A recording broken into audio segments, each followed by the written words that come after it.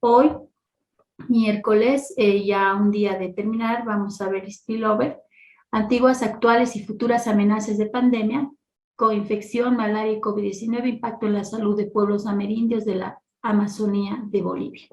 Quien nos da esta importante ponencia el día de hoy es el doctor magíster Juan Sergio Molinedo Pérez, de profesión médico cirujano, médico tropicalista de la Universidad René Descartes en Francia, también epidemiólogo de enfermedades infecciosas del Instituto Pasteur también en Francia, patólogo clínico, médico de laboratorio, máster en parasitología de la Universidad de Valencia en España. Es así que quiero darle la más cordial bienvenida, agradecerle, y es un honor tenerlo, doctor, con nosotros esta noche para que usted pueda transmitir parte del conocimiento. Muy agradecido a nombre de la institución y a nombre de todos los asistentes. Tenga una cordial bienvenida, doctor. Buenas noches. Bien, buenas noches a todo el auditorio. Quisiera que me indiquen si están observando, por favor. Sí, doctor, se ve ya como las diapositivas, se ve. Bien, entonces decíamos muy buenas noches a todo el auditorio y indicarles de que este tema lo habíamos hablado hace el año 2020 ya. El 18 de mayo hicimos un video. Después de, como ustedes bien saben, en marzo ya había el problema de la pandemia en Bolivia y nosotros esperábamos que las universidades, el ministerio, institutos, investigadores, etcétera, presenten diversas ponencias de información, de educación, de capacitación, pero lastimosamente no había. Entonces nosotros como yo epidemiólogo, además que siempre he visto zoonosis, y con otro equipo con microbiólogos también habíamos empezado a realizar estos videos que también los he dado a la organización Gilaña para que cualquiera pueda revisarlos, además están en línea. Pero eso lo vamos a ver en general y vamos a indicar que les estoy proponiendo 9 puntos dentro de un índice que les voy a ir comentando, y dentro de eso también decir que declaro no tener conflicto de intereses en el contenido de esta presentación. E indicarles de que habíamos ingresado con un tema, ¿no?, de estas amenazas pandémicas que ya se tenían claramente identificadas. Y creo que es importante recordar ya esta situación y lo vamos a hacer con un video. Pero antes indicarles qué objetivo es el que pretendo encontrar. Vamos a revisar las amenazas zoonóticas de pandemia relacionándolas con tendencias antropogénicas actuales, ¿no? Y la prevención y el control de enfermedades zoonóticas, decir que tiene una visión amplia. En el momento ha crecido demasiado y la toma de decisiones, lógicamente, tenemos que hacer en base a evidencia. La integración de principios de ecología, evolutivos de los animales, de los humanos y ambientales son muy importantes, y eso es lo que voy a tratar de resumir. Sé que todo el auditorio es prácticamente de medicina, pero es importante que el médico conozca un poco de esta figura, insisto, de animales, humanos y ambientales, porque en este caso es prioritario. La emergencia de estas enfermedades, como bien saben, es producto de los cambios antropogénicos, y estoy insistiendo en este tema. Además, demográficos, que son el costo del desarrollo económico que tenemos. En la parte inferior tienen ustedes el YouTube, ponen Soraya Mollero y va a salir, o ahí está el link para que podamos ver. Pero recordemos lo que habíamos hecho el 18 de mayo del 2020 como ingreso directamente a esta situación. Antecedentes. Comencemos revisando un poco la historia del virus y vamos a poder observar que en el 2008 ya Kate Jones y colegas publicaron Tendencias Mundiales en Enfermedades Infecciosas Emergentes, donde la mayoría de los casos que ellos mostraban eran originados en la vida silvestre. Posteriormente, en 2013, el científico permite Women, indicaba en su libro Spillover que se ha anunciado una próxima pandemia a nivel mundial. Veamos el video. Expert in this kind of disease were telling me it'll be caused by a virus that comes out of an animal, a wild animal probably, and it's not just Chinese people with an appetite for wild animals. Enough responsibility to go around. En el 2015, Bill Gates hablaba de una pandemia viral y hacía una predicción indicando que ningún país está a salvo. No nos encontramos preparados para lidiar con esta contingencia mundial. Today, the greatest risk of global catastrophe doesn't look like this. Instead, it looks like this. If anything kills over 10 million people in the next 2 decades, it's most likely to be a highly infectious virus rather than a war. Not missiles, but microbes. Now, part of the reason for this is that we have invested a huge amount in nuclear deterrence. We've actually invested very little in a system to stop an epidemic. We're not ready for the next epidemic. En 2017, Todd Allen y colegas publicaron Los puntos calientes globales y correlatos de enfermedades zoonóticas emergentes. La mayoría de las epidemias, entonces, son originarias en animales salvajes. Bien, habíamos hecho este video para principalmente pregrado. Obviamente también lo vieron muchos médicos, ¿no? Y nos llamó mucho la atención de que prácticamente era desconocido por todos, sino con una gran audiencia contada por miles, nos empezaron a preguntar de esta situación. Y es por eso que decidimos hacer esta nueva intervención con nueva presentación, pero mucho más documentada y específica. En el video ustedes han visto un nombre de David Quammen, que ha hecho este libro, al cual les recomiendo que ustedes puedan leer. Hay en un PDF en español, que es muy fácil el poderlo pagar, pero indicar qué quiere decir spillover, porque es una cosa que parece un poco rara. Spillover quiere decir desbordamiento, derrame o dispersión. ¿Y a qué se refiere spillover? Cuando un germen que habita por años en una especie animal infecta a otras especies y al humano con suficiente virulencia y potencial de transmisión interhumana. ¿Qué estamos diciendo en palabras mucho más claras? Spillover representa la salida de un germen. Puede ser bacteria, virus, parásito, hongo, la salida de una especie animal y el pasaje, obviamente, a otras especies animales y al humano. Otra definición es el proceso por el cual un patógeno se mueve desde una población hospedenta, en este caso de un animal salvaje, que es un reservorio ambiental, a otra población hospedera, y se conoce con el nombre de spillover, de desbordamiento. Una vez que hemos hecho este pequeño recuerdo, empecemos a hablar de varios términos, y uno de ellos que vamos a hablar es el de zoonosis. Y ahí es necesario destacar dos aspectos: la importancia de los roedores y de los quirópteros. Ustedes tienen primero una figura de definición que creo que es muy importante tomarla en cuenta. Las zoonosis son aquellas enfermedades que se transmiten de forma natural de los animales vertebrados al humano y viceversa. Eso es lo que normalmente no lo consideramos los humanos. Puede ser a la inversa también. Y esta definición ha sido ya hecha en 1969, pero no la consideramos normalmente. Ustedes tienen un grupo de animales, en este caso los roedores son los más importantes, los ungulados, luego vienen carnívoros, primates, logomorfos, marsupiales y quirópteros, casi al final. Pero hemos quedado en que vamos a hablar particularmente de roedores y quirópteros. ¿Y por qué vamos a hacer eso? Lo vamos a decir y lo vamos a explicar poco a poco.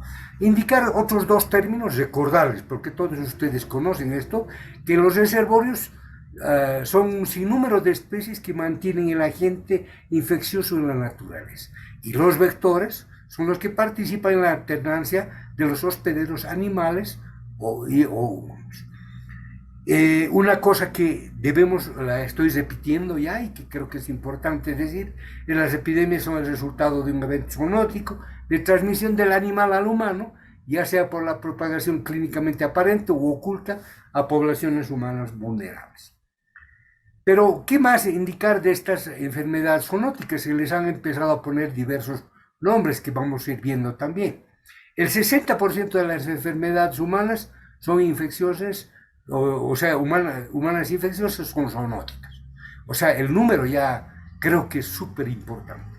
El 75%, al menos inclusive, de los agentes patógenos de enfermedades infecciosas emergentes del ser humano, incluido el ébola, el VIH y influenza, son de origen animal.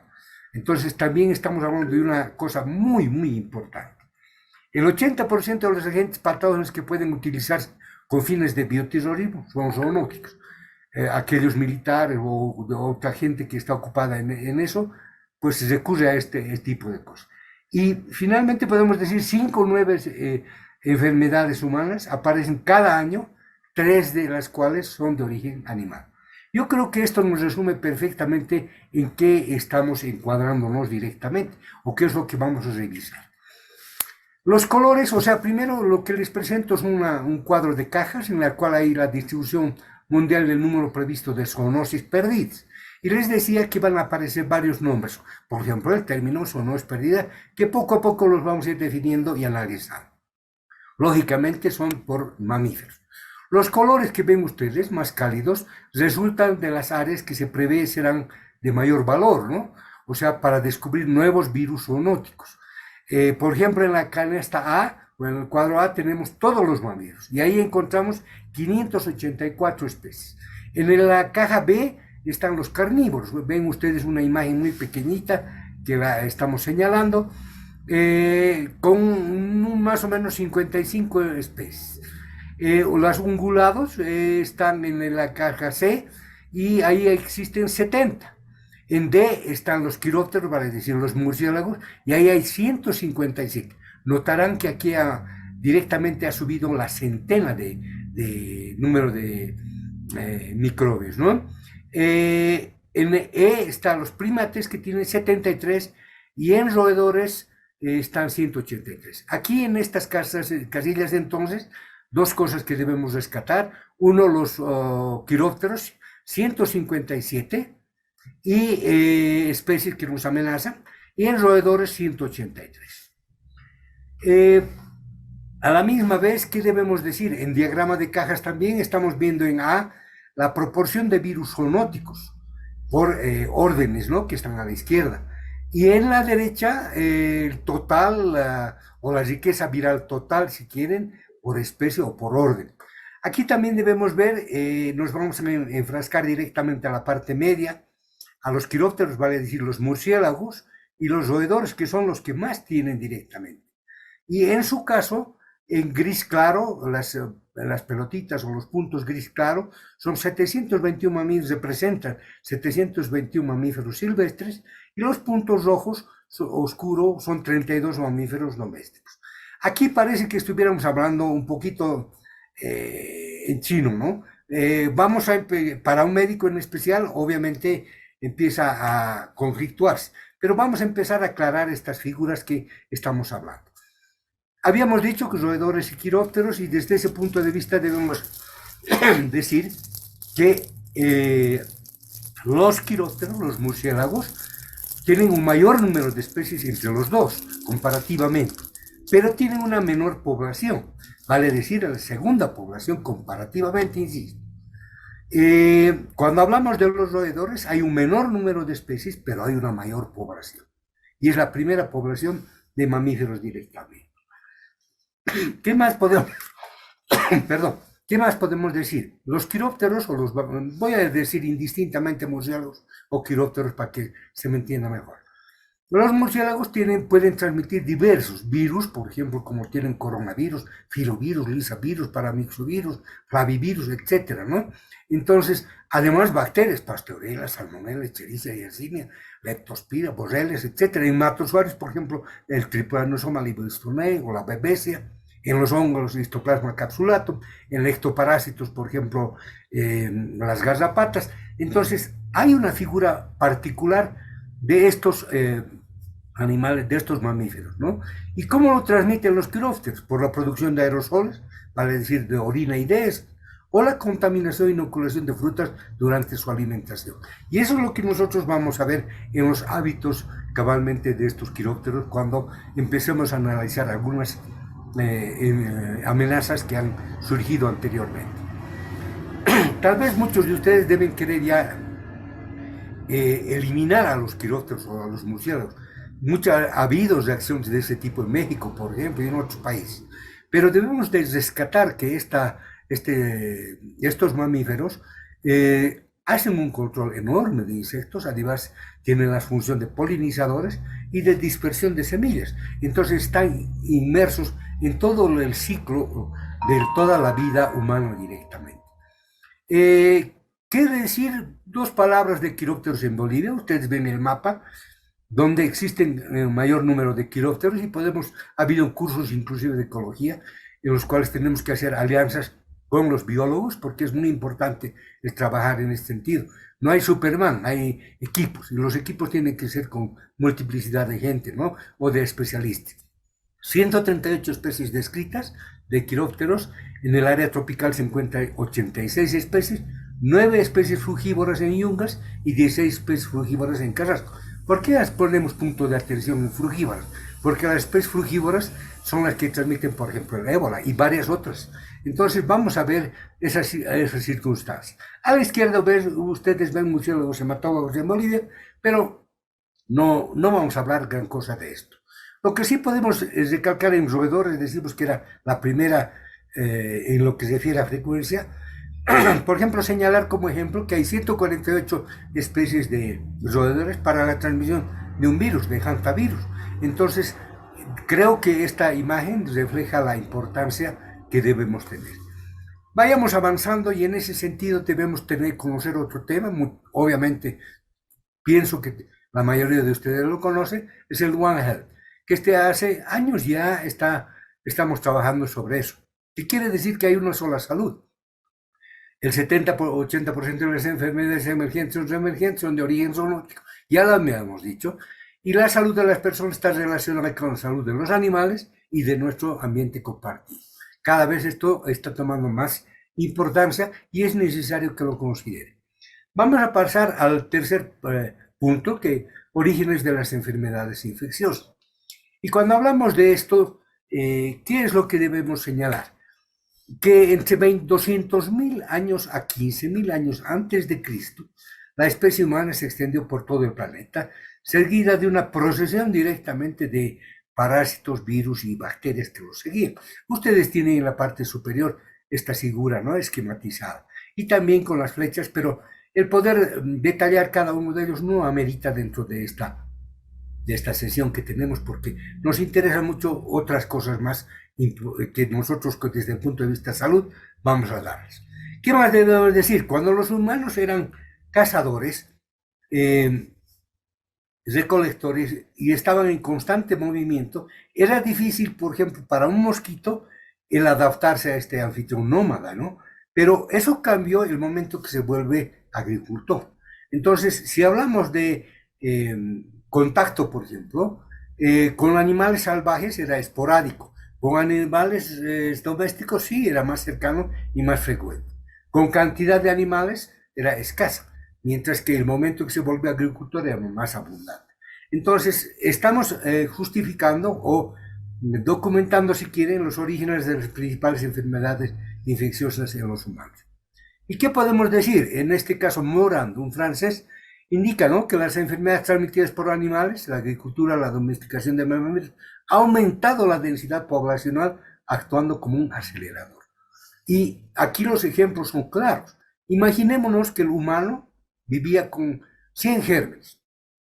El momento que ha domesticado al perro, que ha sido en Asia del Este, el perro le ha añadido al humano 452 parásitos, microbios que les ha aportado al humano.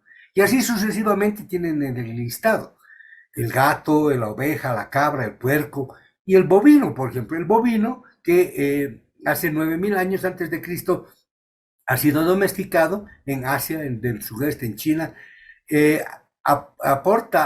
Asia del Sur, diré, aporta al humano 1037 gérmenes. Entonces, como verán, esto en la medicina no lo conocíamos normalmente.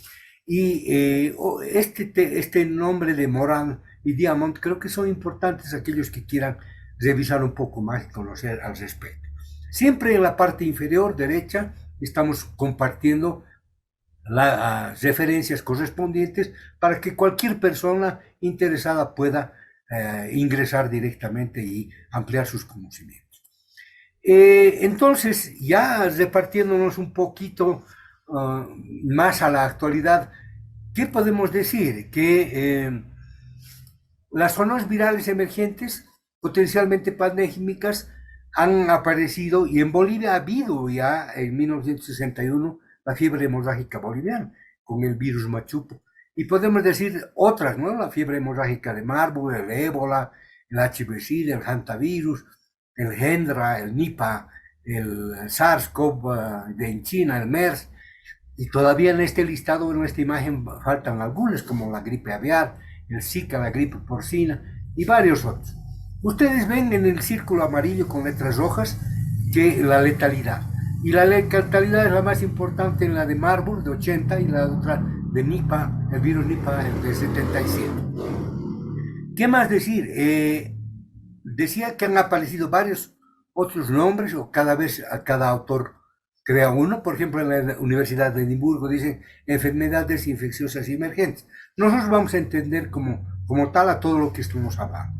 Indican, pero un dato interesante, que de 1940 al 2004, 60.3% eran zoonosis, 71% causadas por parásitos de origen silvestre. Y así podríamos revisar N cantidad de publicaciones en las cuales hay este tipo de datos que a veces con las cifras confunden. Por eso es que he traído muy pocos, los más considerados más importantes.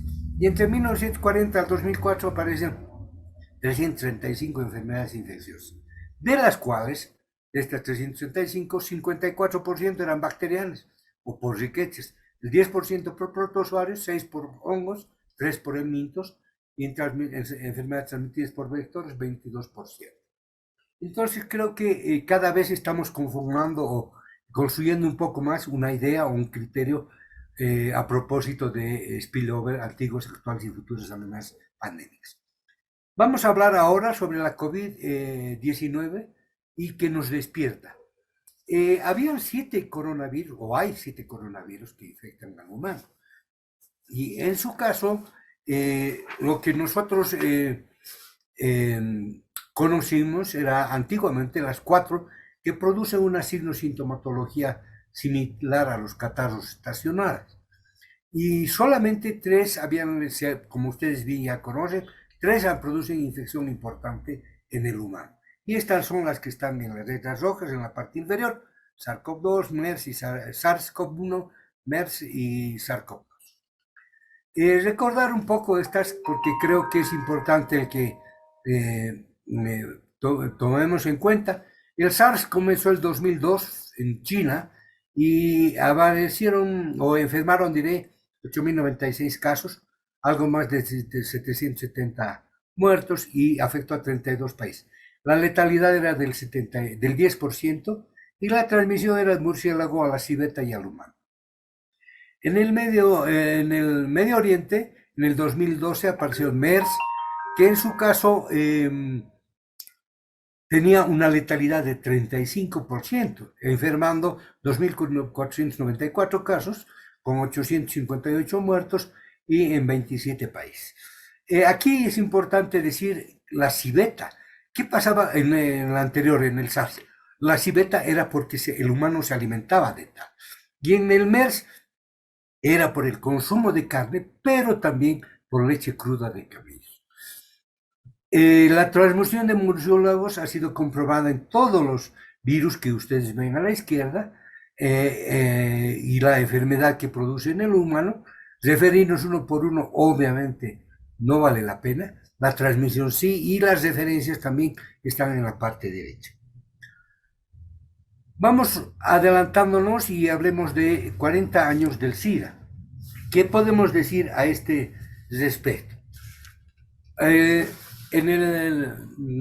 Esta doctora del MIT y de Harvard, Galit Alter, ha presentado una figura comparativa en el CROI que cada año se realiza, muy interesante a mi juicio, y ustedes lo van a ver en pequeño.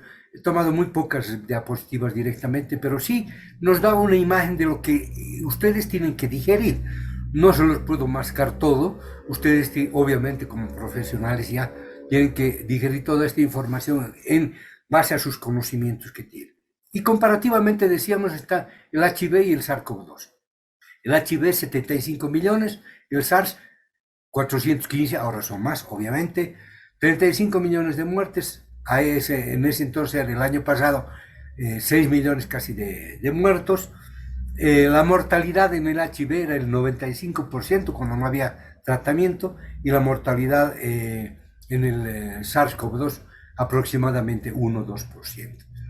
Si seguimos comparando, podemos decir que son los dos virus el de RNA. Uno se transmite por vía sexual y parenteral, como ustedes bien conocen, el SARS-CoV-2 por vía respiratoria.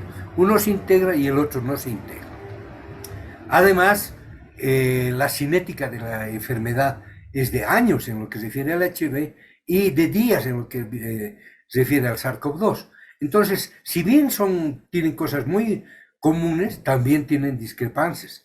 Y cuando hablamos de la tormenta de citoquinas, que recién la mayoría ha aprendido con SARS-CoV-2, siempre ha existido tormenta de citoquinas en el HIV o en malaria, por ejemplo, que es una enfermedad ya vieja. Entonces, hay estas similitudes, y si hablamos del papel fundamental de las células T también, podemos indicar esta situación. Pero ya hemos tenido un destello directamente de comparativo del HIV y del COVID, pero nos va a servir este destello para tenerla en cuenta cuáles son los pasos fundamentales para que una epidemia, por ejemplo, del VIH, pase o salte o desborde o haga spillover de un simio al humano. Se indica que existen 4 etapas, de acuerdo a algunos de los autores, y indicar que el virus HIV tiene en sus linajes virales, tiene, como ustedes bien saben, MNOEP, y estos simios, los chimpancés, han tenido un origen de la pandemia en un lugar donde había muy alta diversidad. Es en Kinshasa, en la República Democrática del Congo, y en Brazzaville, en República del Congo y Mayombe. Y obviamente es el grupo H1M que se extendió por ahí. ¿Y qué debemos decir? Primero, existe una mutación del virus en el mismo animal. Posteriormente existe un salto interespecie, vale decir, del animal al humano. Después de esto pasa el salto interespecie. ¿Qué estamos diciendo? Que de este humano que es extraordinario o muy pocos, empieza a saltar a más humanos. Y finalmente el cuarta etapa es la diseminación generalizada. Con esta diapositiva vamos a argumentar un poco mejor, tal vez algunos de ustedes las deben conocer. En el 2014 en Cien salió esta figura sobre dónde se ha originado el principio del VIH en 1920 en Kinshasa. Y han utilizado términos que para mí también son difíciles de entender, y en su caso han hecho análisis filogenéticos, historia filogenética, ubicación de linajes virales ancestrales y estimación del tiempo del ancestro común, obviamente del grupo M, y por eso en base a esos estudios han concluido que es en 1920. Pero ¿qué ha pasado después? De este 2020, las tasas de los virus han sido fuertemente respaldadas por el movimiento que tenía la gente en Kinshasa y en Brazzaville, que iban a Point Noir hacia el océano Atlántico, o por la construcción directamente de un ferrocarril a Kisangani y por el río para ver a Lubumbashi. Eso lo podemos ver nuevamente en los 4 pasos fundamentales, que creo que ya con los ejemplos que hemos puesto podemos entender mejor.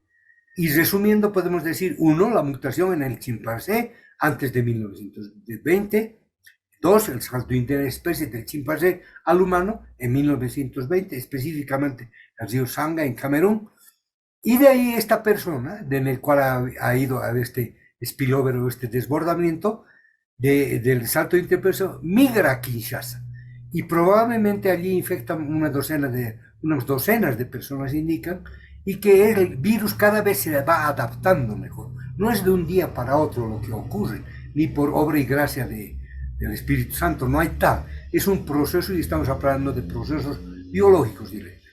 Y finalmente la diseminación, que primero es de orden regional, lo que habíamos dicho mediante el ferrocarril y el tráfico fluvial, que infecta a miles de personas, además que cuando había la construcción del ferrocarril, había el sacrificio de miles de primates no humanos que eran como alimento también. Entonces, ahí aparentemente se ha fortificado todo esto. Y eso fue en África, aquí lo ven en el medio, en el esquema o en el mapa del África, todas estas diseminaciones que ha habido hasta 1960 y a nivel mundial a partir de 1980.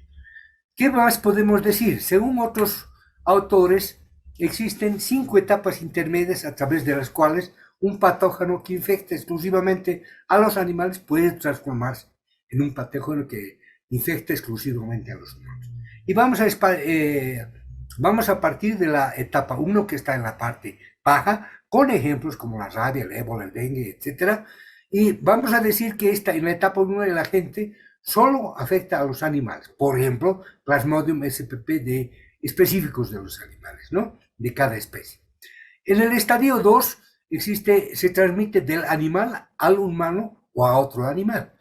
Y en este caso, por ejemplo, está en la rabia, el anthrax, los bacilos de la turalemia, el Nipah, el virus del Nilo occidental. En la etapa 3 hay un brote limitado. Los patógenos animales tienen pocos ciclos de transmisión secundaria, en humanos, lo que denominamos brotes, y ahí están como ejemplo el ébola, el Marburg y el virus del simio, ¿no? Viruela del simio. Cuando hablamos del estadio 4, estamos hablando de la enfermedad de animales que infecta a humanos con transmisión secundaria entre humanos. Y aquí ha cambiado. Notarán que está evolucionando el virus. Decíamos transmisión secundaria entre humanos y se subdivide en otros 3 periodos de acuerdo a la transmisión primaria y secundaria. Y aquí hay 4A, 4B, 4C, por ejemplo, está el Chagas selvático, el dengue selvático, el flu, el cólera, el tifus, la enfermedad del sueño. Y finalmente el estadio 5, en que se vuelve patógeno exclusivamente del humano, por ejemplo, Plasmodium falciparum, sarampión, rubiola o viruela. Esta otra clasificación nos fortifica más el conocimiento que estamos construyendo, decimos. ¿Cuál es la evolución de la última pandemia? Y ahora vamos a relacionar la evolución de la última pandemia con lo anterior que hemos empezado a hablar. Todos muy bien saben esto, que el salto interespecie ha sido aparentemente en un mercado húmedo en Wuhan, y decir tal vez aquí que se consumía, bueno, esto no me gusta hablar mucho porque por demás ya han hablado las televisoras y demás medios digitales. Ha habido 41 casos en total, de los cuales 27 están ligados con el mercado y 14 no, están asociados con otro foco. Obviamente sería muy interesante conocer el otro foco en el cual se ha iniciado, pero de todas maneras, ya sea la gente, la figura mediática ha indicado que todos eran los chinitos comiendo murciélagos, etcétera, cosas que tenemos que nosotros tener mucho más, manejar nuestros criterios y nuestro lenguaje con mucho más criterio.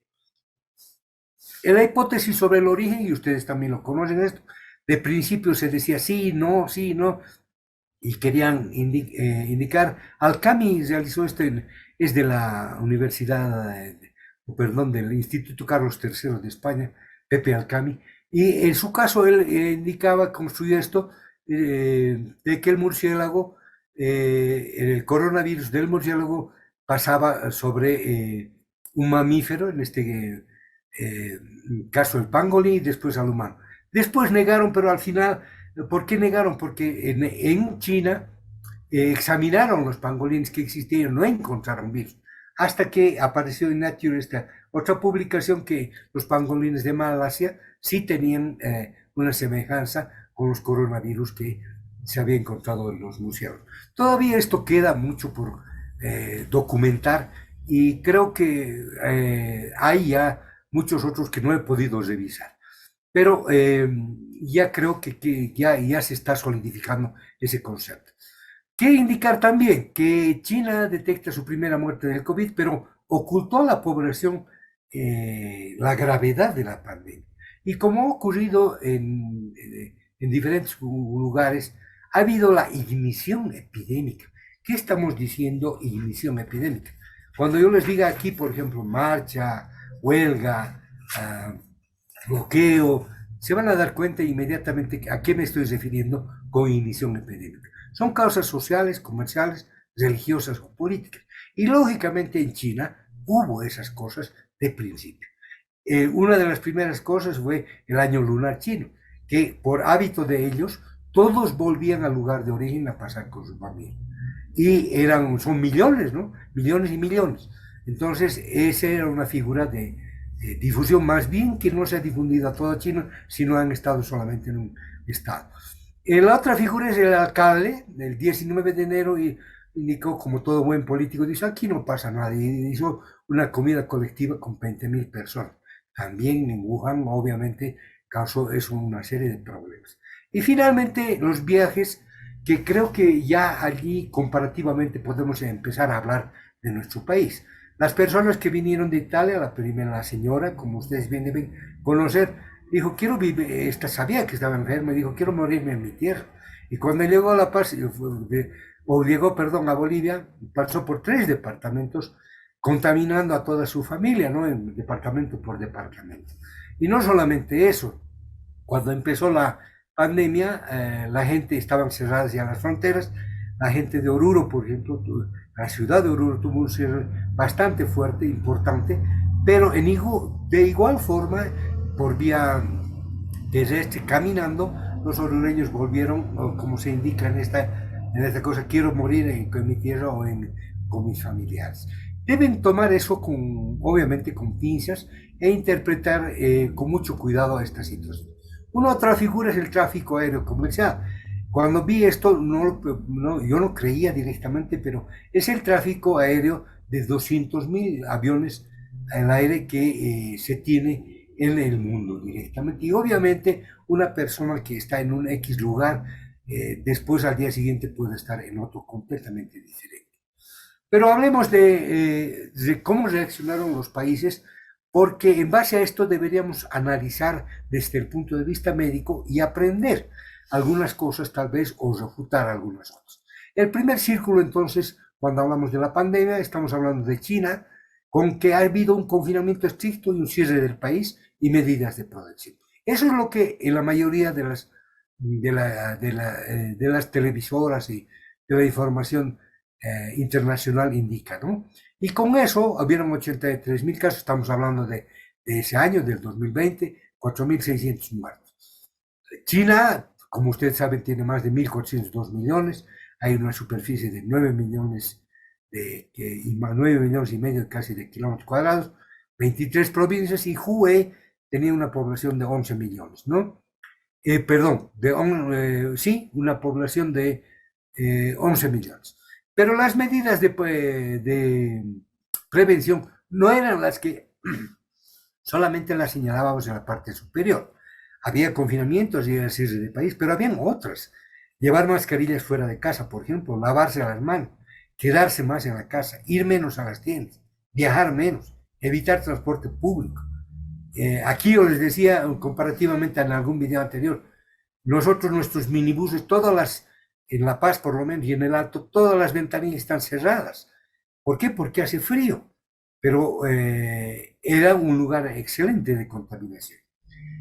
Por eso el distanciamiento, evitar el transporte público, distanciamiento social, evitar lugares públicos, cancelar reuniones con amigos y familiares, pagar menos en efectivo, limpiar más la casa, trabajar desde la casa. Como verán, hay más de las que habíamos indicado en forma general.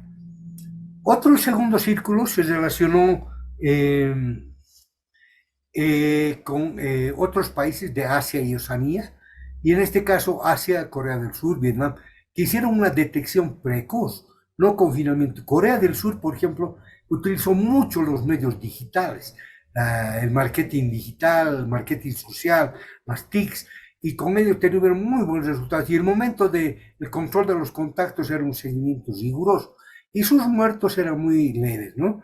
Lo mismo en Japón en un principio, y en Nueva Zelanda y Australia, con los resultados que ustedes ven. Confinamiento precoz y cierre de fronteras son los más comunes directamente. En el tercer círculo, comparativamente estamos hablando, está el resto del mundo. El resto del mundo, en este caso, particularmente Europa, donde también hubieron otro tipo de propuestas, como Suecia, por ejemplo, decía no confinamiento y vamos a esperar la inmunidad grupal, que se enfermen las personas y después nosotros vamos a quedar inmunizados. Pero después tuvieron que, reflexionando con el número de enfermos y muertos, tuvieron que optar por otro tipo de acciones. Y en Alemania, en Francia, en Portugal, particularmente en Italia, lo que se produjo fue el confinamiento y el cierre del país, pero los resultados no fueron nada halagüeños, por lo cual tuvieron que sufrir enormes pérdidas, tanto en enfermos como en decesos, y sus sistemas de salud a punto de colapsar. Y en el continente americano hablamos de dos gigantes, Estados Unidos y Brasil, que conocen muy bien. Ha habido problemas en Estados Unidos según los estados, el confinamiento light que decían, había una serie de parámetros para que la gente se quede, por ejemplo, en la casa. Y en el Brasil, donde el presidente decía aquí no pasa nada, los resultados lógicamente fueron 3 millones de casos, por ejemplo, o 5 millones de casos, más de 5 millones en esa época. ¿Cómo podemos medir el éxito o el fracaso de estas acciones? Uno de los métodos que sugieren la mayoría de los investigadores es la mortalidad por millón de habitantes. Obviamente hay muchos parámetros, cada uno puede utilizar el que le parezca, pero la mortalidad por millón de habitantes es, creo, el más importante. Y ahí vemos cosas que llaman la atención. Bélgica, por ejemplo, es el principal país, pero en las televisoras o en las noticias no se dice eso. Bolivia está también entre los primeros con 3,63. Y así sucesivamente podríamos hablar de diferentes otros países. Las zonas calientes, que lo dijimos al principio, son donde existe riqueza global de enfermedades infecciosas emergentes y con todo tipo de patógenos, ¿no? Y cada círculo es proporcional al número de eventos. Ya habíamos visto esto y lo hemos indicado, pero aquí quería indicar que hay 586 virus mamíferos en 28 familias virales. Aquí ya podemos hablar, hemos hablado un poco desordenadamente si quieren, de los factores que incrementan el riesgo de aparición y propagación, en este caso de patógenos respiratorios. El crecimiento de la población, el cambio climático, el aumento de la urbanización, los viajes internacionales y los movimientos migratorios. La mayoría de estos casi los hemos documentado anteriormente, tal vez el cambio climático no lo hemos indicado. Pero aquí creo que vamos a ir entendiendo cada vez mejor esto cuando hablamos de determinantes de barreras o cuellos de botella que previenen la transmisión entre especies. Primero, indicar de que la distribución e intensidad de la infección del huésped del reservorio, en este caso estamos tomando como ejemplo, por ejemplo, un murciélago, un simio, y un cerdo. En ellos, en estos huéspedes reservorios, tenemos que tener en cuenta la distribución del huésped reservorio, la densidad del huésped reservorio, la prevalencia de su infección y además la intensidad de infección. Una vez que consideremos esto, debemos seguir considerando si este microbio, virus, vamos a poner ejemplo, es por excreción, es por sacrificio o es por transmisión del vector que tiene el contacto con el humano. Y si es por excreción, tenemos que poder decir la tasa de desprendimiento. Si es por sacrificio, ¿cuánto es la tasa de cosecha? Si es la transmisión por vector, la tasa por picaduras. Y si hablamos de la supervivencia del patógeno, por ejemplo, debemos decir supervivencia y movilidad del patógeno. supervivencia del patógeno y transporte, en este caso de la carne. Transmisión del vector, supervivencia y movimiento del vector. Y cuando hablamos de exposición humana del patógeno, el comportamiento humano que conduce a la contacto con el patógeno. Y cuando estamos hablando del sacrificio, matar y preparar, o qué comer, o qué come y cómo come. La transmisión del vector, la tasa de picados. Y de esa manera es que un germen puede llegar en base a una dosis y una ruta de exposición al humano. Pero es necesario tomar en cuenta que el humano todavía tiene una susceptibilidad. Y esa susceptibilidad está basada en las barreras estructurales, en la respuesta inmune innata y además en los ciclos de replicación y de difusión completados, ¿no? Y de esa manera hay una probabilidad de infección.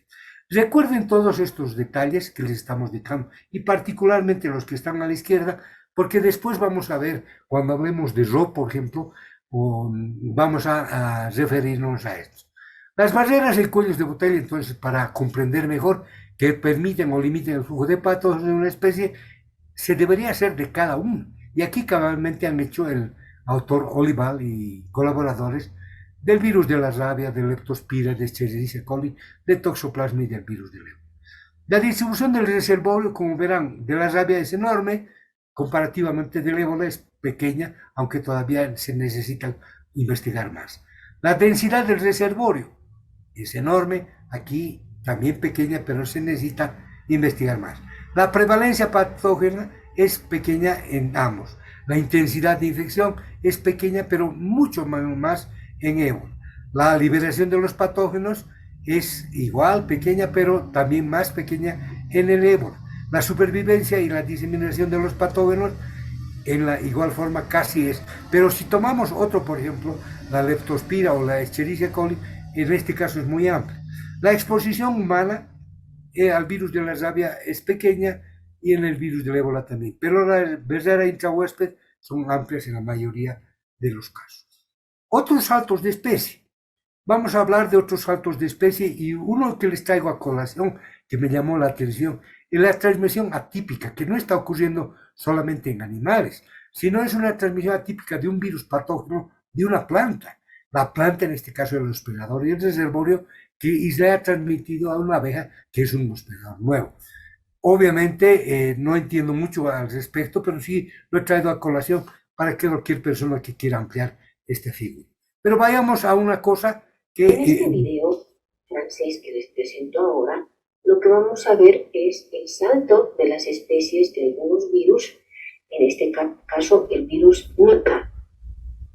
C'est ce qui s'est passé ici, en Malaisie, à la fin des années 90.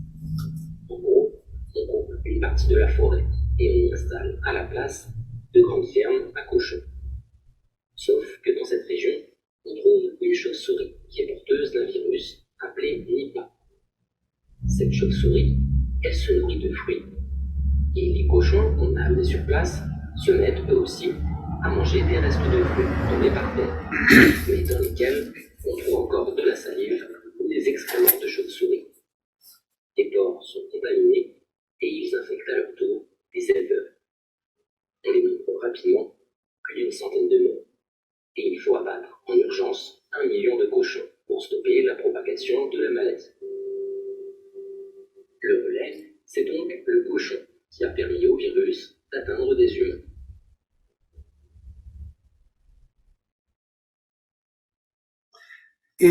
Bien, me ha sorprendido un poco el virus Nipah el video. Pensé que esta diapositiva estaba anterior, pero bueno. Este virus Nipah es un ejemplo de la encefalitis viral que se ha producido en el 98 y el 99, como ustedes han visto en el pequeño video, en el cual se ha producido en Malasia y Singapur, ¿no? En la imagen de la izquierda creo que reduce perfectamente que la gente, por una figura económica, comercial, tala los árboles de la selva, ¿no? Y ahí pone una crianza de cerdos. Pero en ese lugar habían los zorros voladores, o los murciélagos zorros voladores, que comían diferentes frutas de la selva y que botaban las pepas o frutos a medio mascar con su saliva y además defecaban. Y en su caso, los cerdos, al comer estas frutas se contaminaron y contaminaron además a los cuidadores. Más de 265 pacientes se enfermaron y 105 murieron y tuvieron que matar 1 millón de cerdos. Yo quisiera preguntarles que se imaginen, tenemos murciélagos frutívoros, tenemos también selva, hay mucha gente que está implementando campañas de poner así crianza de pollos, crianza de cerdos y vaya a saber qué otras cosas más. Y lógicamente, ¿qué pasaría si tuviéramos una figura de estas? Entonces creo que es necesario entender esta situación un poco con más calma y estudiar mucho más en este sentido, ¿no? Ustedes tienen aquí el zorro volador, el virus, y además otra figura que ocurrió en el 2008, ya no solamente en Malasia, sino en India, en Mangalore, es una provincia, y en la cual los zorros voladores comían mangos infectados. Y los mangos infectados caían y obviamente mangos comen también el humano y de esa manera hubo esta contaminación. Indican los investigadores de esta área que tienen miedo de que se pueda difundir a otros lugares más donde haya estas características. Y es por eso que hemos hablado de frutívoros en un principio y ahora estamos hablando de mangos y de diferentes otros frutos tropicales que existen en nuestro medio. Un otro virus es el virus Hendra. ¿Qué podemos decir a ese respecto? El virus Hendra ha debutado, o si quieren, en Brisbane, es en Australia, en septiembre de 1994, en una población que se llamaba Hendra cabalmente, donde criaban caballos de carrera, de pura sangre, animales que son caros, mimados, elegantes para carreras nada más. Entonces empezaron a morir y hubieron 2 casos humanos, uno que fue mortal y el otro de un señor que se encerró en su casa y salió, no sé cómo, pero salió. Además, más de una docena de víctimas equinas que asustó directamente a todo Australia, ¿no? Empezó con una yegua enferma que tenía dolor en las patas, había hinchazón facial, temperatura, ritmo cardíaco elevado y espuma por sus fosas nasales. El entrenador consultó al veterinario y el entrenador fue quien murió. Confirmaron, después de esto se empezaron a enfermar más caballos, los compañeros de la yegua, y todos tenían las mismas sintomatologías, ¿no? El entrenador también, o sea, el veterinario, varias personas se enfermaron, pero después el Instituto del Laboratorio Australiano de Salud Animal se puso manos a la obra y empezaron a estudiar. Y lo que vieron era también otra figura, que allí había ustedes ven un lugar donde era bosque y lo talaron directamente, pero dejaron algunos árboles con algún tipo de fruto. Y los zorros voladores iban a estos árboles y comían, pero como ocurría con el virus Nipah, dejaban restos de su saliva, heces y frutos a medio comer, y los caballos se iban para ocultarse del sol, se iban a estos árboles, se echaban ahí y además comían estos frutos. Y de esa manera es que se había producido, es un otro zorro volador que ha producido este virus Hendra. Y ahora tal vez vamos a hablar un poco más, documentando siempre, del anthrax, que ustedes bien conocen por sus estudios, que es producido por el Bacillus anthracis, una bacteria, y es lo que vamos a ver es un derrame o un spillover si quiere, pero también un desbastecimiento epidémico por las causas que hemos enumerado anteriormente. Esta bacteria, como bien saben, es gram positiva, forma esporas y que afecta a la vida silvestre, como también el ganado que cría el humano. Las esporas pueden producirse o pueden persistir durante años, largos periodos en el suelo y causar brotes posteriores que se denominan episodios, cuando afectan, por ejemplo, a casos que generalmente son esporádicos, muy rara vez masivos. La bacteria se transmite entonces por el suelo, el derrame comienza por una interfaz del huésped con el ambiente en este caso, y las epizootias pueden persistir durante semanas o meses. Se ha tenido infecciones por ingesta, o se puede tener, diremos, por ingesta directa de esporas del suelo o de la vegetación contaminada. Ustedes saben que en el campo las hojas de las plantas están con tierra normalmente, entonces a eso estamos llamando contaminación. También la ingestión de hojas contaminadas con emesis de la mosca azul. Emesis estoy diciendo con vómitos de la mosca azul que ustedes ven también en esta parte inferior, graficada. Y finalmente la inoculación directa por las moscas al humano. Lo que nos interesa entonces es que en el ambiente, por ejemplo, pone aquí el ejemplo del bisonte, que tiene altos números de grandes episodios, quiero decir, y que causan suficiente contaminación ambiental, porque ellos mismos van diseminando, y que pueden afectar a otras especies secundarias, como por ejemplo los alces, que ustedes ven también graficados aquí. La infección humana se considera secundaria, a menudo está relacionada con la manipulación de cadáveres de estos animales. Más raramente hay animales infectados y obviamente ahí la contaminación humana es mucho más importante. Si hablamos del ébola, ¿qué podemos decir? La fiebre hemorrágica del ébola, como ustedes bien conocen, una enfermedad vírica, zoonótica, emergente, etcétera, de África Occidental y a nivel central, África Central, que ha provocado una morbilidad grave, ¿no? Con una mortalidad elevada también. Los brotes son esporádicos, sí, con periodos de inactividad viral de más de 20 años. Y el derrame exitoso, o el spillover exitoso del patógeno es un proceso complejo que involucra una serie de redes acopladas y factores estacionales que involucran o vinculan, si quieren, los reservorios del huésped humano con el virus.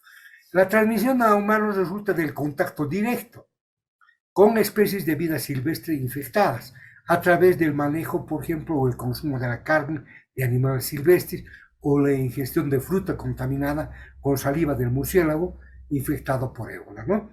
Hay 3 especies de murciélago que consideran reservorios del virus, pero yo creo que eso no amerita el que podamos profundizar. Las epidemias del desbordamiento se limitan necesariamente a la distribución espacial del huésped. Y aquí hemos visto ya distribución espacial en un cuadro anterior. En ébola estamos diciendo que esto limita la distribución espacial del huésped reservorio. Y la red de distribución, por ejemplo, de la carne de animales.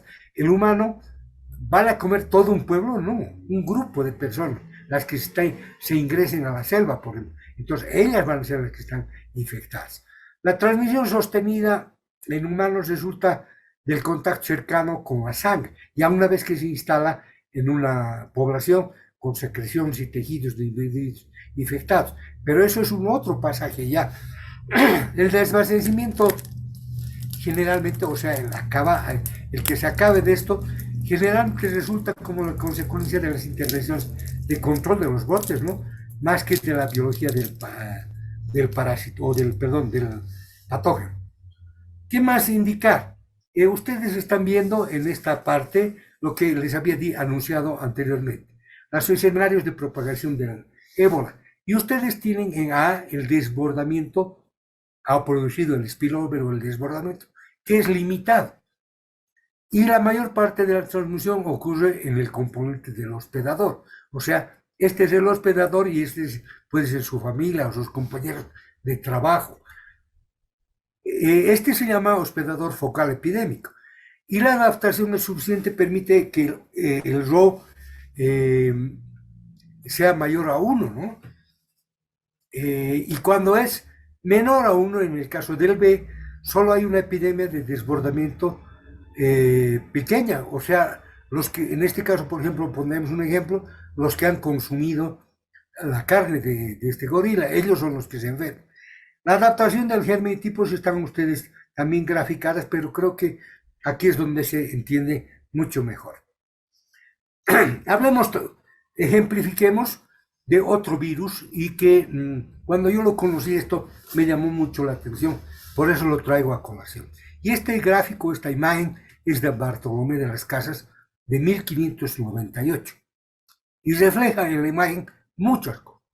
Primero, los perros han sido expuestos regularmente a la carne humana infectada. ¿Qué estamos diciendo? Que los perros comían carne infectada humana.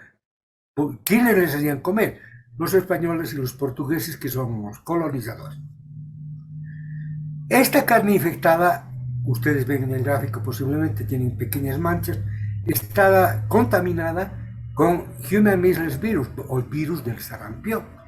Y la madre, en este caso que está a la izquierda, estaba enferma y se ahorcó para escapar de los soldados, cabalmente, porque los soldados europeos les causaban, atacaban su aldea y al final los eliminaban, ¿no? El conquistador español está alimentando a los perros con los niños nativos, pero después que el sacerdote que ustedes ven al medio los está bautizando. El sacerdote hacía la función de bautizarlos y con eso ya entraban los angelitos al cielo, pero el soldado, una vez que estos angelitos estaban bautizados, les ponían directamente como alimento para los perros. Y los perros que utilizaron grandemente en todo el continente americano eran los galgos y los mastines. Eran perros de guerra directamente y los utilizaron para someter obviamente a los aborígenes autóctonos, y los perros nativos que existían en Sudamérica robaban carne de los cadáveres. Aquí vale la pena el que podamos ampliar un poquito más, porque es, creo, importante que completemos la información. El Ordon mononegavirales tiene la familia Paramoxiviridae, el género Morbiliviridae. Para mí, con que conozcamos el género es suficiente. El morbillivirus del sarampión, el que decía Human Measles Virus, HMV, fue descrito 900 años después de Cristo en Eurasia. Hay otros dos virus importantes, el morbillivirus de la peste bovina y el morbillivirus canino. El morbillivirus canino, el Canine Dispenser Virus, está descrito inicialmente en América del Sur en 1765. ¿Dónde? ¿Qué pasó? Aquí volveremos a la diapositiva anterior.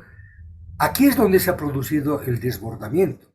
Del humano, el virus del sarampión ha pasado, porque los perros comían carne humana, al perro, y en el perro ha producido su mutación y de esa manera ha aparecido el Canine Dispenser Virus. Aquí podemos decir que se han estudiado evidencias de lo que yo acabo de decir en diferentes órdenes, desde el punto de vista de paleopatología, evidencia histórica, evidencia molecular y evidencia epidemiológica. Cuando hablamos de paleopatología, estamos indicando de que los perros precolombinos, por ejemplo, que han sido estudiados, no tenían morbillivirus. Y los perros, cuando hubo este problema, desaparecieron, los perros nativos. Cuando hablamos de evidencia histórica, decíamos que el sarampión y la peste bovina ya se desarrollaron en Eurasia, pero no existía en América. En la colonización, el virus del sarampión infectó y se adoptó a los perros en Quito en 1746, inclusive hay descripciones de todo esto. Se describe nuevo patógeno en los perros y después de haber descrito en Sudamérica, recién se describe en España cuando los perros infectados vuelven a España. El Canine Dispenser Virus entonces es una infección, una enfermedad promiscua que infecta a especies carnívoras. Y aquí por favor hay un término que debemos subrayar, carnívoros, porque enseguida vamos a ver lo que está ocurriendo. Y no carnívoras también actúan como receptores, bueno, y eso es lo que tal vez desde el punto de vista molecular podemos decir. Y epidemiológicamente, una cosa muy importante, que es especulación, pero no mía, sino de los autores que he revisado, indicar de que la inmunidad colectiva del virus del sarampión en el humano está evitando el salto del Canine Dispenser Virus. Dicho de otra manera, la población humana en este momento está vacunada por el sarampión. ¿Lo ve? Entonces tiene inmunidad. Esa inmunidad le cubre también para el Canine Dispenser Virus. ¿Qué pasaría si no vacunamos? Lo que está ocurriendo en algunos países, los que son contra las vacunas, que ya no se vacuna contra el sarampión. Nos estamos poniendo en riesgo de que el canine disperser virus vuelva directamente al humano. Y aquí decirles que el canine disperser virus se ha convertido en una enfermedad emergente para diversos animales salvajes. Y desde 1937, 42, 60, 64, 70, 72, 77, 91, 94, 2008 y 10, diversos animales, por ejemplo, los tigres de Bengala, o los leones del Serengeti, o los panda, por ejemplo, en China, o los tigres de la India, o inclusive hasta los mapaches de Nueva York o los tigres siberianos han empezado a enfermar ¿de qué? De canine disperser virus. Y obviamente al ser vírgenes a esta infección, pues están muriendo, ¿no? Y es una historia ya larga, no reciente. Para finalizar esta parte, indicar que en esta imagen estamos representación esquemática de la posible ruta de transmisión evolutiva del morbillivirus canino. El origen ha sido en el viejo continente el morbillivirus de la vaca, que después se ha transmitido al humano y se ha producido el sarampión.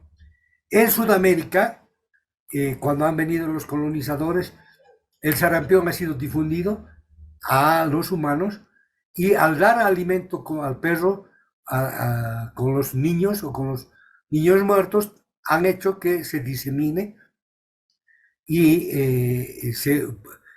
haya una nueva especie, ¿no? El canine disperser virus. Y después de 1700 se ha difundido, diseminado a Norteamérica y Europa. Finalmente están atacando o están transmitiéndose a diferentes especies carnívoras y aquí es lo que habíamos dicho. Hay un riesgo zoonótico para especies entrecruzadas. Si en caso suprimiríamos la vacuna del virus sarampión. Este gráfico resume directamente las cosas que hemos hablado anteriormente en diferentes aspectos, ¿no? Y creo que complementa además varias cosas de las que quedaban medio tal vez por completar. ¿Qué amenazas tenemos en Bolivia? ¿Qué podemos decir? Ya habíamos citado que había la fiebre hemorrágica boliviana en 1959. La gente del lugar le llamaba tifus negro. En San Joaquín decir que de 2.500 personas que había, se reducieron en 4 años a 1.500, más de 1.000 murieron. Recordar, el gráfico que ustedes ven es un arenavirus que citaban, esto es ya antiguo, a la fiebre hemorrágica boliviana, fiebre hemorrágica del Chapare, y ahora hay un tercero, fiebre hemorrágica del Caranavi, que se llama Chapare-like, pero que todavía necesita muchos estudios. ¿Qué indicar? El área de San Joaquín obviamente es bellísima, ustedes ven en la diapositiva a la izquierda, el pueblo directamente también, y el río Machupo detrás. ¿Qué podemos decir? Esta localidad tenía un hospital y el índice de mortalidad de esta enfermedad en ese entonces era del 20 a 30% de infectados. Los pacientes tenían cefalea y fiebre particularmente los primeros días, después dolor de espalda que era característico y finalmente hemorragias, ¿no? Ahí aparecieron 3 médicos, o no médicos, perdón.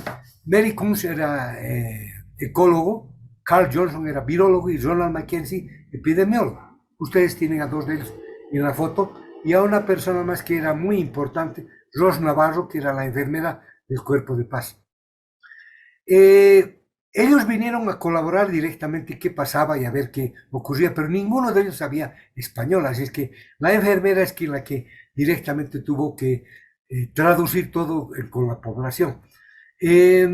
Empezaron a realizar autopsias y un niño, Oscar Carvalho se llamaba, de 2 años, le sacaron muestras y la inocularon a hámster y a roedores en la cabeza del hámster y roedores y en los intestinos también.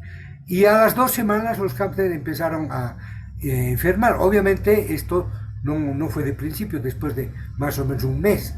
Y los hámsters a las 2 semanas empezaron a morir. Y lo que implicaba es que ya habían aislado el germen, estaba ya en el hámster y lógicamente tenían que seguir infectando. Pero como ya sabían que que ya habían aislado al germen, entonces hicieron una fiesta los de San Joaquín. Y allí empezaron a comer todos, Mackenzie y Johnson comieron queso y a las 2 semanas también enfermaron.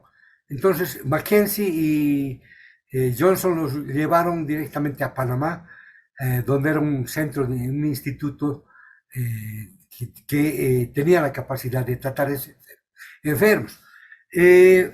Una de las cosas que llamó la atención es que la esposa de Johnson lo fue a visitar, obviamente, se acercó, lo besó, y después también enfermó la esposa. Entonces, se estaba hablando de un virus que se transmitía persona a persona. No se conocía, obviamente, muy bien. Después de curarse, a las 6 semanas, volvieron nuevamente a San Joaquín y empezaron a dividir, como se hizo en Londres en los estudios epidemiológicos, empezaron a dividir San Joaquín en manzanos. Y en un manzano, en el manzano 15, encontraron un roedor, el Cariomys cariosus, y al inocular la sangre de estos Cariomys cariosus a otros hámsters encontraron el virus. El ratón, hubieron muchas cosas más. Pasaron 7 meses y no había nada del vector. Sabían el virus, sabían el roedor, pero no sabían cómo se transmitía. Empezaron a encontrar todo tipo de insectos, recolectar garrapatas, etcétera, etcétera, murciélagos y demás. Y ahí se dieron cuenta que no había gatos. Años antes y meses antes, el programa de malaria había esparcido por todo lado DDT como lucha antivectorial. Y ahí aparentemente los gatos también murieron. Entonces el Rotary Club de La Paz hizo una campaña y recolectaron 150 gatos que mandaron a San Joaquín. Como ese tipo de anécdotas, creo que hay muchas otras más que me gustaría contarles, pero creo que el tiempo ya no nos alcanza. Y debemos decir que finalmente ellos concluyeron que el ratón sufría de una infección crónica y que eliminaba los virus por la orina y por las heces. En tanto, la figura de Barrer, por ejemplo, no era muy buena porque levantaban el polvo y de esa manera inhalaba la gente. Y Johnson y Mackenzie se enfermaron porque el roedor había comido y había orinado posiblemente en el queso que ellos comían. Posteriormente de esto, se encontraron en Cochabamba en 1971 un brote nosocomial de persona a persona. Una estudiante de enfermería volvió a la escuela de enfermería en Cochabamba y enfermó. Y allí su responsable, su monitora, se quedó aislada y cuidándolo. Y una vez que murió la señorita que vino del San Joaquín, mandaron sus órganos al anatomopatólogo y el anatomopatólogo, al hacer la autopsia, se cortó el dedo y también él murió. Entonces hay cosas que creo que son importantes el señalar y recordar en este sentido, porque en esa ocasión ya se pensaba que si estaba en Cochabamba cualquier momento podía pasar, y se sabía que la esposa de Johnson se había contaminado persona a persona, por eso el aislamiento directamente que tuvieron y una serie de situaciones históricas que se pueden encontrar todavía en la bibliografía. Ustedes ven el tratamiento que tenemos y quisiera que lo compartan un momento con los que tienen en mente, con las unidades de terapia intensiva que han aparecido a diario directamente en los diferentes países, que Brasil, que Francia, que España, que Bolivia, etcétera. Estos son nuestros equipos del Sistema Nacional de Salud y donde están los enfermos y nuestros médicos, como un amigo, el doctor Wilfredo Camargo, los atienden en esa forma, en las formas más precarias, o los atendían, diré. El mismo doctor ya en investigación epidemiológica, donde una de las personas en su lecho, en el campo, estaba de cuidador de vacas, pero dormía en esta carpa y se alojaba ahí y había comido alguna cosa que los roedores habían pasado por allí, orinado y demás. El doctor Camargo ha descrito, ahí tiene 2 libros al respecto y creo que es importante también aquellas personas que quieran que lo puedan ver, puedan revisar. Aquí debemos hablar de una cosa que es importante, la nidalidad. Es un término que está indicado en la parte inferior, es la habilidad de mantener un foco dinámico y permanente de circulación del patógeno al interior de una comunidad y área geográfica determinada. ¿Qué estamos diciendo? Que la distribución del Calliomes callosus primero, en lo que se refiere a Bolivia, está en los puntos negros. Vale decir, está en Pando, en Cochabamba, en Chuquisaca, en Tarija, en Santa Cruz. Y si hablamos de Sudamérica, está en Bolivia, en Argentina, en Paraguay y en Brasil. Eso es lo que indica. Pero hay nidalidad en estos aspectos. ¿Y qué estamos diciendo nidalidad? Lo que está pintado de blanco.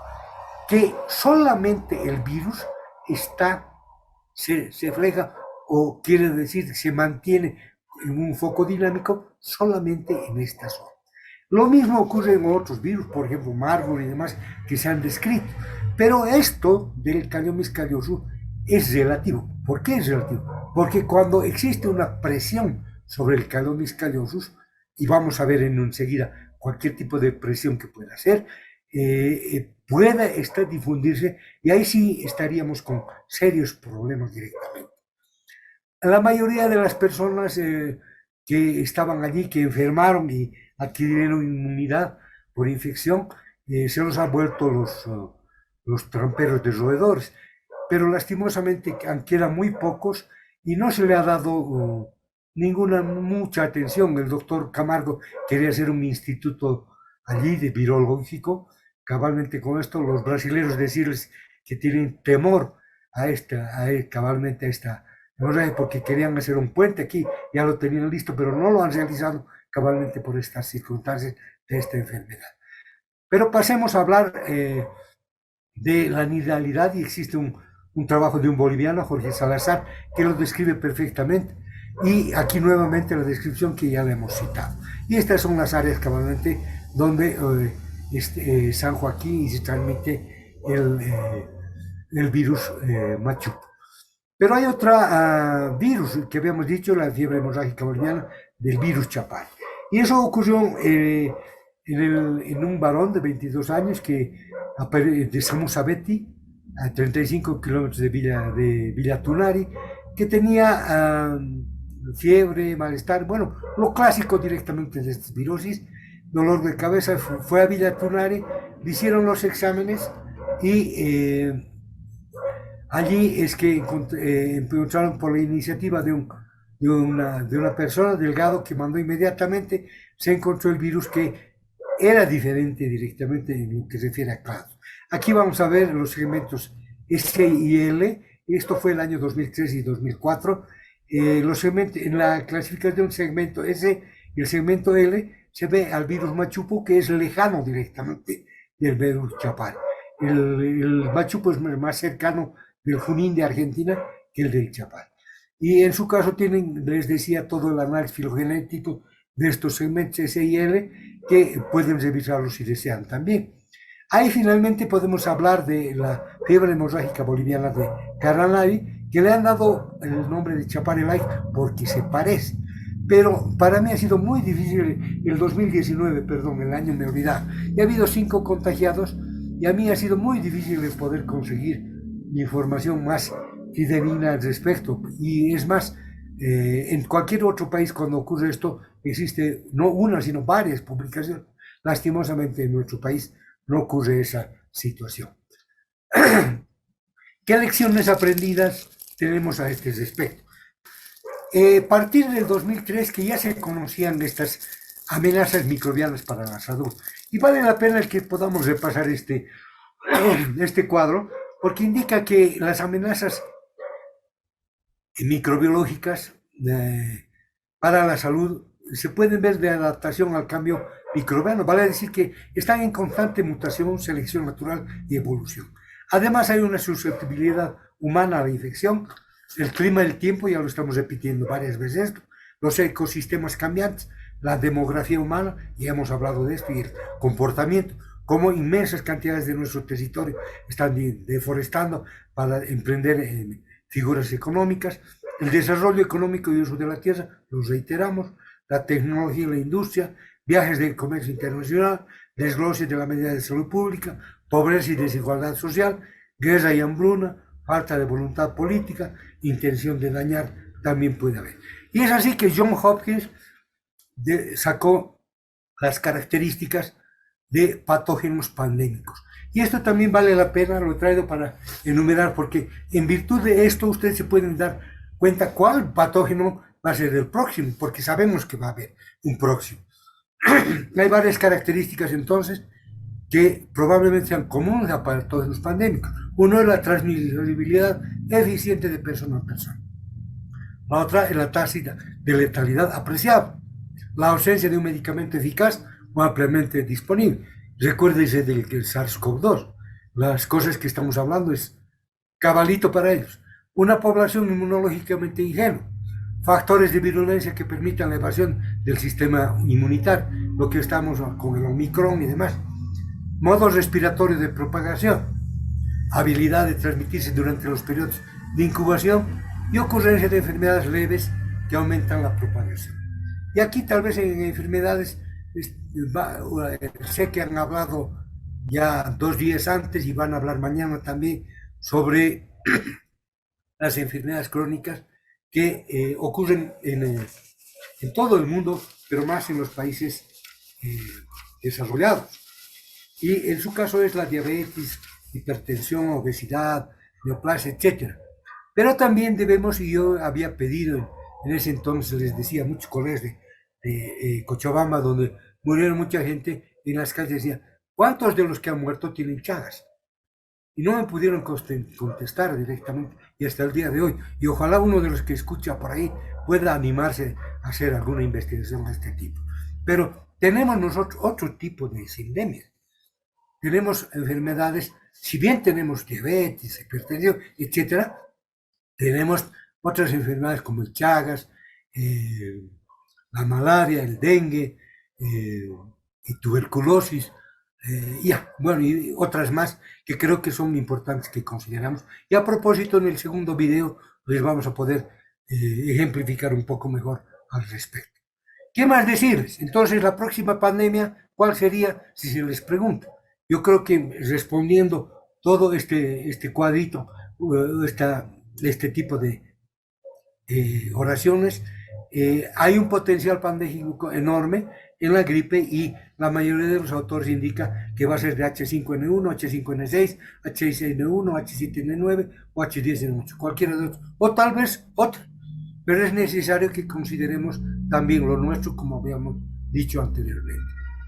Para aclarar un poco, en 1950 se decía que epidemiológicamente hay las enfermedades infecciosas. Todos los perfiles epidemiológicos trataban de enfermedades infecciosas. A partir del año 2020 apareció en los países desarrollados las enfermedades crónico-degenerativas. En esa forma se los indica. Y obviamente ahí está lo que decíamos, obesidad, síndrome metabólico, diabetes, hipertensión, etc. Y la mayoría de los países quieren migrar a la mala a este lugar, a países desarrollados, sin ser desarrollados. Entonces, lo que creo que es importante, y el 2020 ya lo había propuesto, tengo un paper que no puede salir todavía, cualquier momento va a salir, es una figura de países en desarrollo, o medianamente desarrollados, como quieren decirnos, es una figura bipolar, en la cual tenemos parte de esto, de enfermedades crónico-degenerativas, y también tenemos crónico-infecciosas, que en mi juicio son más importantes. Ahí es claramente el COVID-19, es una enfermedad infecciosa, entonces no hay donde perderse a este respecto. Y para finalizar, ir diciendo y recordándoles la fiebre hemorrágica, es cabalmente por esta zona. Cuando hablamos de deforestación y de incendios del 2019, este mapa había aparecido en la Fundación Tierra Y la figura roja es donde se han producido los incendios. Y ustedes verán que también hay en el Beni. Y estos incendios no estarán produciendo una presión sobre la población de Cayollos y sobre la población del virus directamente, que pueda después extenderse. Ustedes ya saben que tenemos en Beni, en Cochabamba, en Chuquisaca, Tarija y Santa Cruz, y no solamente en eso, en Argentina, Paraguay y Brasil más. Entonces es necesario que se haga una vigilancia epidemiológica. ¿Qué conclusiones puedo indicar? Que esto no ha terminado todavía. Esta pandemia pasará, pero deberíamos reforzar el crecimiento ordenado del sistema de salud, no a la emergencia a las que se pueda, y no me parece correcto. Optimizar el manejo clínico, no solo de los infectados, mejorar la cadena de suministro. Usted sabe, aquí, por ejemplo, las tórulas para tomar muestra faltó como unos 20 a 30 días, y no había cómo tomar más tórulas. Pero ni en Bolivia no hacemos ni tórulas, ni nos ocupamos de comprar suministros, ni tener reserva estratégica. Aprender de lo vivido, identificar las debilidades y solucionar lo que ha fallado. Continuar con el refuerzo del sistema sanitario. Se ha reforzado el sistema sanitario, pero no de forma ordenada. Un X departamento, y no creo que es el único, tienen, por ejemplo, laboratorios de tercer nivel, y ellos quieren llamarlo inclusive de cuarto nivel, no 1, 3, y en una población de que mínima, entonces no es tal, están creciendo como hongos los laboratorios y no debería ser una figura ordenada. El apoyo a la investigación, y aquí creo, les llamo en la reflexión y les pido por favor que ustedes deben tener experiencia, pero escríbanla y publiquenla, porque lo que no se publica no existe, no sirve. Y para mí, por ejemplo, las autoridades deberían hacer que todos los jefes de servicio, y si es posible todos los profesionales, deben presentar un trabajo anual de investigación y publicarlo, obviamente. Potenciar la biotecnología. Los técnicos superiores se llaman biotecnólogos y no es así, es un error. Pero si se quieren llamar biotecnólogos no hay problema, pero que hagan pues biotecnología, que no hagan caquita, ni orinita, ni hemogramitas, sino tienen que hacer lo que implica la biotecnología. Replantear la asistencia a la cuarta edad, que creo que cada vez más sufre, y a la ruralidad también. Existe una figura de ruralidad. La comunicación social, ¿no? Creo que cada vez está decreciendo más, porque les conté, creo, en una presentación anterior, en un organismo internacional hubo un concurso para hacer un trabajo con mujeres y se presentaron personas que conocían de comunicación social y de marketing social, pero ellos buscaban y les preguntaban y les decían, ¿cuántos periódicos y cuántas televisoras conoces? Porque lo que querían es que su jefecito o el jefe de esta entidad sea entrevistado o publique en eso. No les interesaba el proyecto en sí, y eso obviamente es muy dañino y llama la atención. Desarrollar estrategias para disminuir o eliminar la misinformación, la mala información y la desinformación. Y finalmente prepararnos para una siguiente pandemia, con lecciones de humildad, no somos inmunes a las infecciones, y la formación de equipos multidisciplinarios. Es el equipo con el cual hemos preparado esta presentación, y en su caso la vamos a sacar también editada.